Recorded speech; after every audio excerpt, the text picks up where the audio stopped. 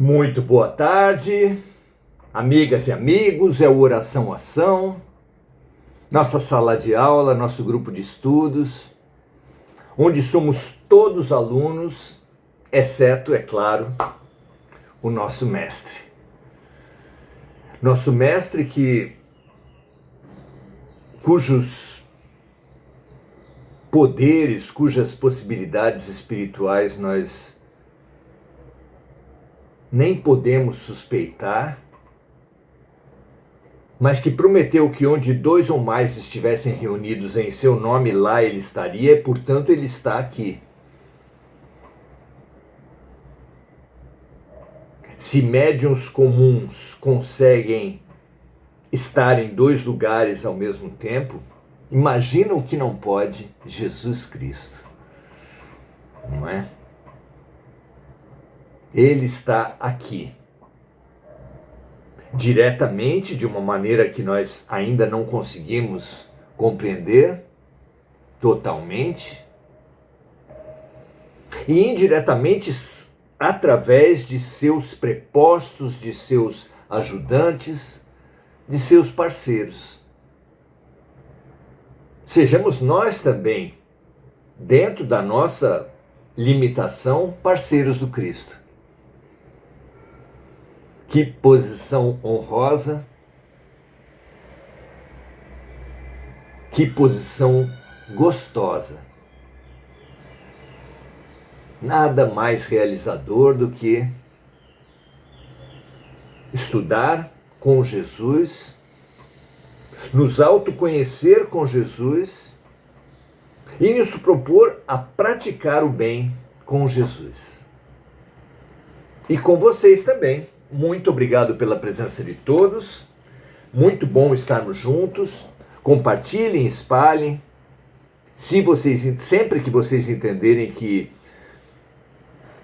pode contribuir para mais alguém, pode contribuir com alguém, estaremos juntos. Será um prazer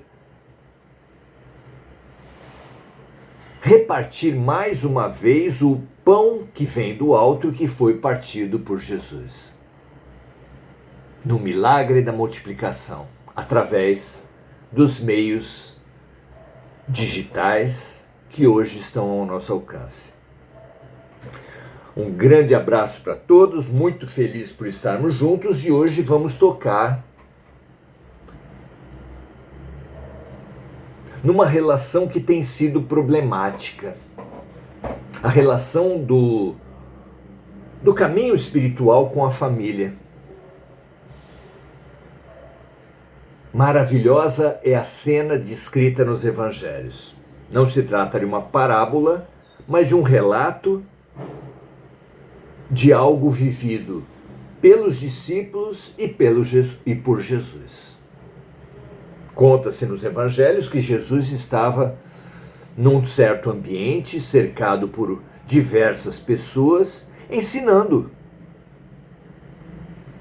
Deus ensinando o Espírito, ensinando o amor, como ele fez em toda a sua jornada. E que em determinado momento uma pessoa se aproxima dele e fala-lhe que lá fora sua mãe e seus irmãos estão querendo lhe falar. Para surpresa geral, ele se volta para o interlocutor e pergunta: quem é minha mãe? Quem são meus irmãos?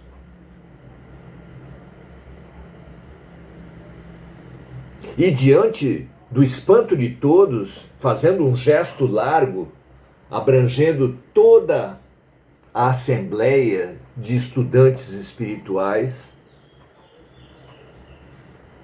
esclarece: minha mãe e meus irmãos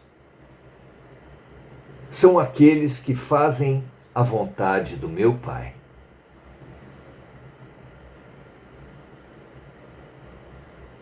Em O Evangelho segundo o Espiritismo, nos é apresentada uma reflexão sobre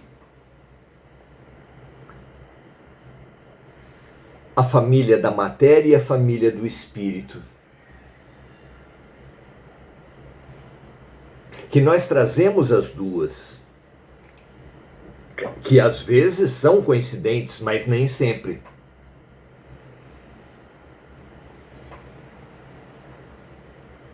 Felizes daqueles que caminham juntos numa mesma família. Claro que a gente não sabe da missa à metade, como se diria antigamente, claro que a gente não sabe da dinâmica das questões familiares. Sabemos sim que onde há duas pessoas, há pontos de vista diferentes, há conflitos mesmo, e há também complementariedades. Mas uma família como a de Zíbia Gasparetto, que tem também, composta também por Irineu Gasparetto e por Luiz Antônio Gasparetto, uma família de 3 grandes trabalhadores da mediunidade, da espiritualidade.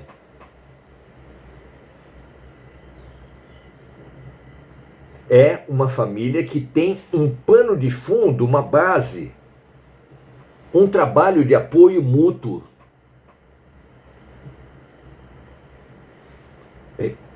Ressalvadas, como já dissemos, as diferenças, os pontos de vista, as individualidades, as personalidades, mas sim 3 missionários numa mesma família próxima.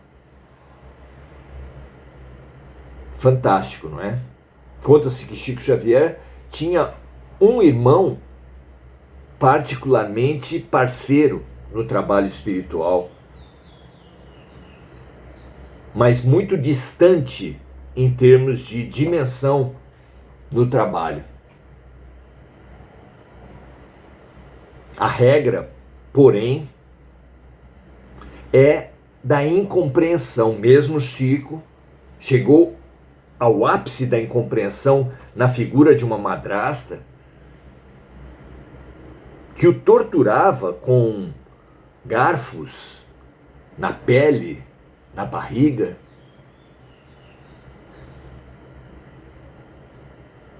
Exatamente por não compreender a tarefa espiritual, por não suspeitar da importância de Chico, ou, sabe-se lá, por suspeitar dessa importância e ter despeito, ter inveja, ter sugestões das sombras. Não se sabe exatamente o que se passava naquela alma, mas o fato é que ela impingiu a uma criança que revelava seus dons mediúnicos, as suas doenças, as suas mazelas, a sua violência. A maioria de nós não deve estar nem num extremo nem em outro. Não devemos ser gênios incompreendidos como Chico, nem muito menos missionários de grande estatura numa mesma família como a família Gasparetto, pelo menos na figura desses 2 irmãos e da mãe. Mas todos nós temos uma dificuldade. Vemos nessa questão um aspecto muito interessante. Família espiritual, família consanguínea e família espiritual. Como nos relacionar com isso? Claro está que Jesus nos ensinando a repetir Pai Nosso, Pai Nosso, Pai Nosso, estava nos falando de uma família universal, de uma família espiritual, que abrange não apenas todos os seres humanos, mas também os animais, os vegetais, os minerais, os átomos de todas as coisas. Somos irmãos por parte de Pai de tudo que existe. de tudo que existe.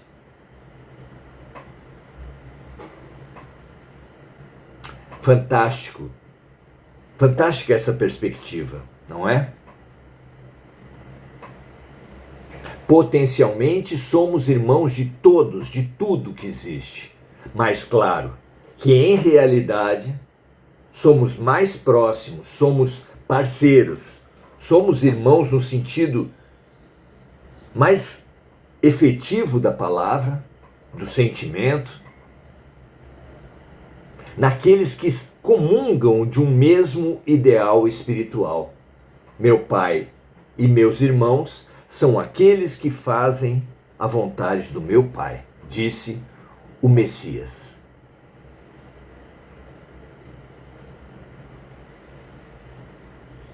Como lidar com a tarefa espiritual quando sentimos o chamado para essa tarefa? Deixar as tarefas familiares? O que vocês pensam disso? Vamos ver a pergunta 404 deste O Consolador, de Francisco Cândido Xavier e Emmanuel. Pergunta 404. Deve o médium sacrificar o cumprimento de suas obrigações no trabalho cotidiano? Aqui ele abrange inclusive o trabalho também. E no ambiente sagrado da família, em favor da propaganda doutrinária?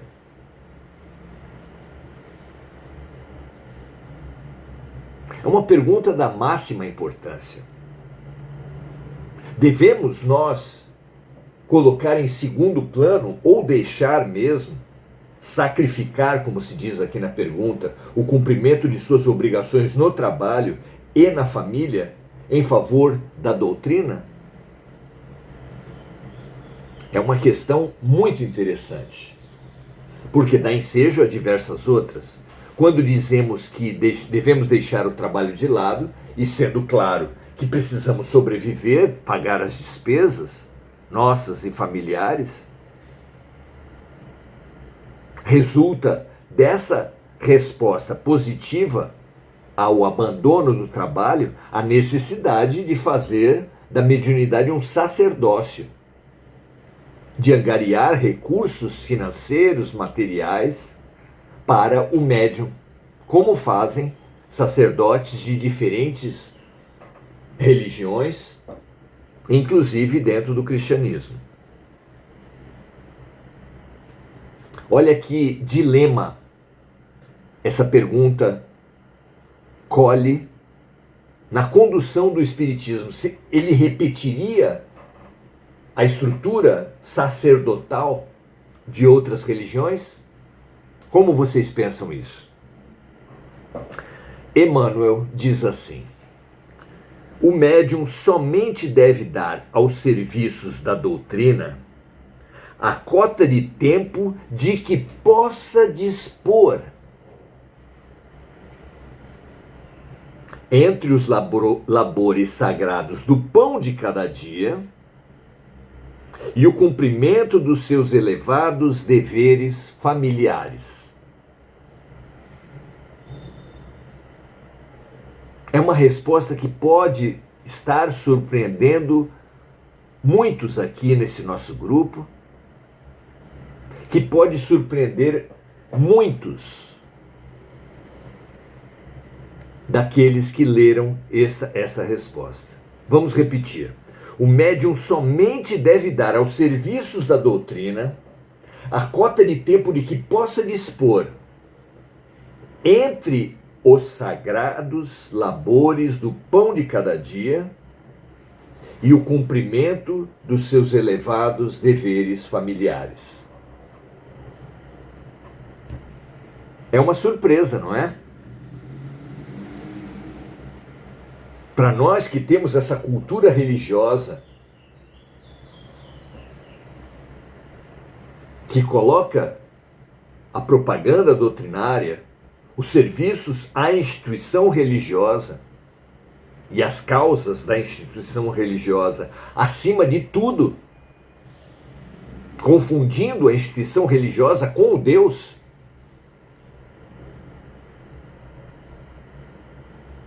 Pois Jesus disse que o maior mandamento é colocar Deus acima de todas as coisas, portanto, para quem confunde Deus com a instituição, a resposta óbvia é prioridade absoluta à religião. Aqui Emmanuel fala muito diversamente, muito diferentemente. E continua. O exercício dessas obrigações a execução dessas obrigações é sagrada e urge não cair no declive das situações parasitárias ou do fanatismo religioso. Situação parasitária, entendemos nós, que o parasita, o sanguessuga, o vampiro religioso é aquele que suga dos fiéis da comunidade religiosa recursos para si mesmo. Torna-se, no dizer de Emmanuel, um parasita. Surpresa em surpresa, não é? Continua.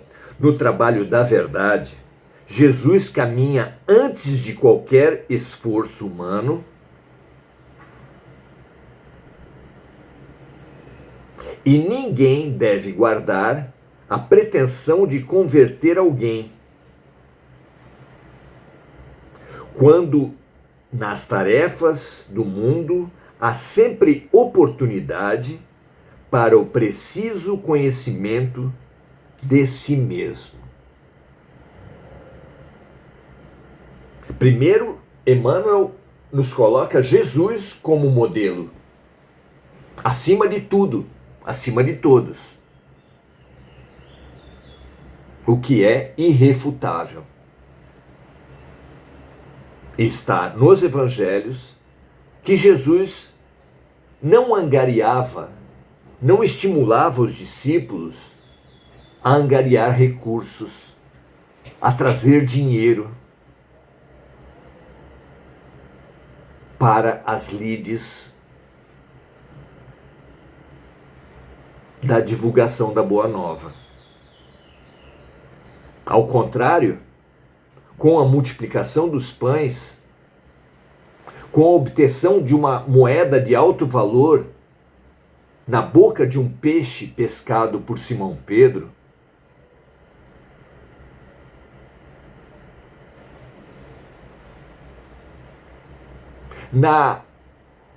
no ensinamento dado aos discípulos que o alimento dele, Jesus, era fazer a vontade do Pai, quando eles foram comprar comida e trouxeram ao Mestre, que ele, Jesus, tinha uma relação muitíssimo diferente.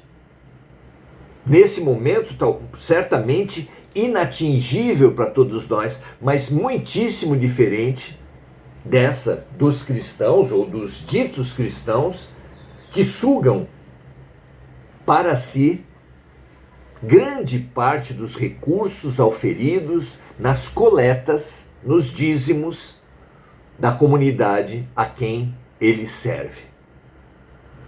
É uma distância enorme, mesmo de Paulo de Tarso, a quem é descrito nos Atos dos Apóstolos como levando o seu trabalho de tecelão, trabalhando, e isso é mais minuciosamente descrito no fabuloso livro Paulo e Estevão, de autoria de Chico e Emmanuel, que ele chegava numa comunidade, trabalhava de segunda a sexta e apenas no sábado se propunha a levar a orientação, a fazer os trabalhos de cura, a propagar a Boa Nova. O senso comum, inclusive, saborosamente atribui a Paulo a frase Da casa do mau homem, quem não trabalha, não come.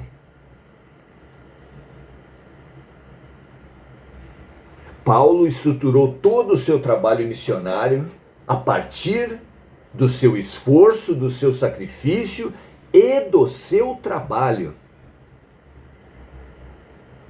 Veja em Atos dos Apóstolos, leia Paulo e Estevão e você ficará surpreendido com esse vigor, com essa lucidez, com essa ética cristã de Paulo de Tarso. Muito mais próximo, é claro, do que o milagre da multiplicação feito por Jesus, o milagre da moeda de alto valor feito pelo Mestre. Pense a respeito disso. Continua Emmanuel na sua resposta, que no trabalho da verdade Jesus caminha antes de qualquer esforço humano e ninguém deve guardar a pretensão de converter alguém. Essa pretensão dos sacerdotes, dos fiéis, que contabilizam, que se orgulham, que ostentam apadrinhamentos, conversões, é combatida aqui pelo instrutor espiritual. Ninguém deve guardar a pretensão de converter alguém, quando nas tarefas do mundo há sempre oportunidade para o preciso conhecimento de si mesmo.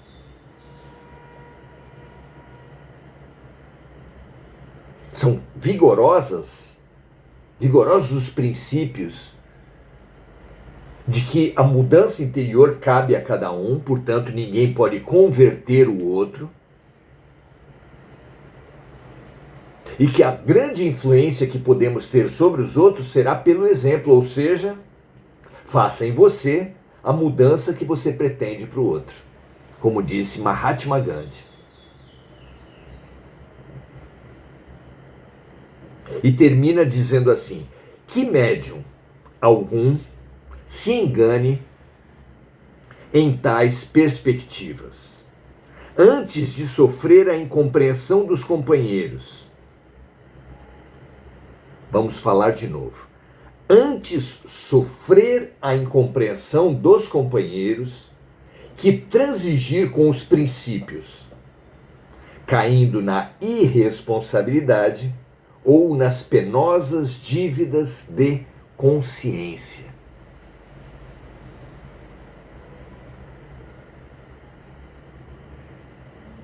Pense nisso, minha amiga, meu amigo.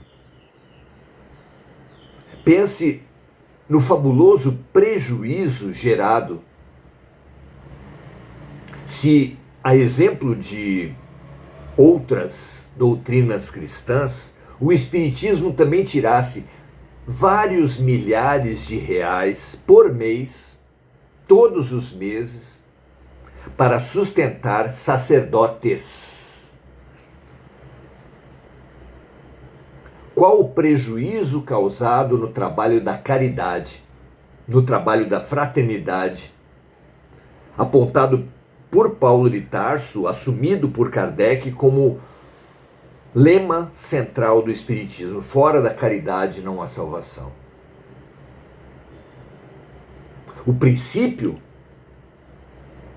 que vigorava e que balançava a Europa naquele tempo era: fora da igreja não há salvação. E os espíritos propuseram, e Kardec assumiu, fora da caridade não há salvação. São duas prioridades muito diferentes. Precisamos, em cumprimento de Jesus, ter essa clareza de saber o que é do homem e o que é de Deus. É fora de dúvida que as instituições religiosas disputaram e disputam os poderes do mundo, econômicos, políticos. Que essa postura ambiciosa, conquistadores, que esse César entronizado nas religiões, deve ficar em segundo plano, deve ser distinguido por todos nós, dando a esse César o que é de César e a Deus o que é de Deus.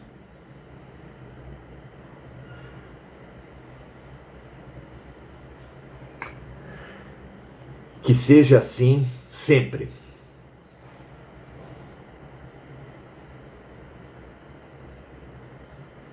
Que médium algum se engane em tais perspectivas, antes sofrer a incompreensão dos companheiros, que transigir com os princípios, caindo na irresponsabilidade ou nas penosas dívidas de consciência.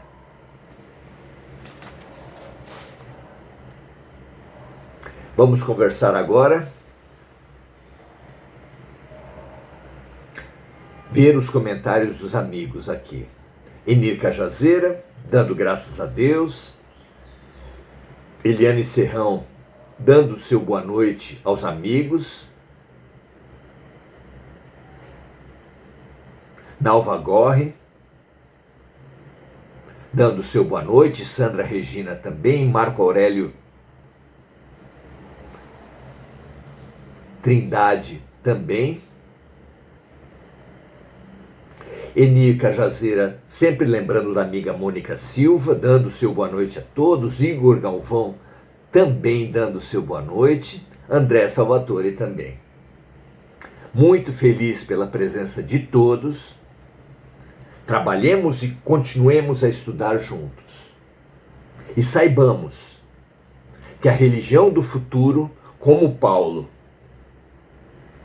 num primeiro momento, e como Jesus a longo prazo, não poderá destinar salários, não poderá destinar proventos, não poderá destinar vantagens de qualquer tipo para suas lideranças, como foi o caso de Chico Xavier, que mesmo diante de situações extremas, como a doença do seu pai, que lhe tomava mais do que o seu salário integral, fez dívidas, mas nada tirou dos livros, dos recursos oriundos dos livros que vinham através da sua mediunidade. Nada. Zero. Como está claramente relatado por ele mesmo, nas entrevistas do Pinga Fogo, fabulosas, que nós indicamos e sugerimos aos amigos que vejam, por exemplo, no YouTube, coloque lá Pinga Fogo com Chico Xavier, 1 e 2, foram 2 rodadas de entrevistas, fantásticas. E ele conta esse caso, se divertindo muito e se emocionando também por haver negado ao pai a possibilidade de destinar para a sua família, para ele mesmo, os recursos do livro mediúnico. Veja lá, é um exemplo maravilhoso. 3, então. Jesus, acima de todos, Paulo de Tarso, maravilhoso, e Chico Xavier, perfeitamente unidos, perfeitamente integrados, porque Paulo de Tarso e Chico Xavier trabalharam a vida toda. Chico se aposentou e jamais mobilizou milhões de reais, milhões de cruzeiros com seus livros e jamais trouxe uma moeda para si mesmo ou para sua família. Que essas sejam sempre as nossas inspirações para quebrar na origem muitos dos vícios dos cristianismos tradicionais que deixam de alertar, onde os seus líderes deixam de alertar mais vigorosamente os fiéis, exatamente por depender na sua sobrevivência desses mesmos fiéis. O que seria de uma família? O que acontece, você imagina, com uma família dessas crianças, desses jogadores de futebol, influencers, quando a família toda depende economicamente das crianças? Você acha que um pai e uma mãe educam bem um filho quando isso acontece? Acha mesmo? Essa inversão é que vem comendo pela raiz muito do trabalho dos cristianismos. Pense a respeito disso. Que um grande abraço a todos vocês, e amanhã nós continuamos com mais um tema ainda ligado à mediunidade, encerrando esse maravilhoso livro. Um grande abraço a todos, ótimo final de sexta-feira e até amanhã.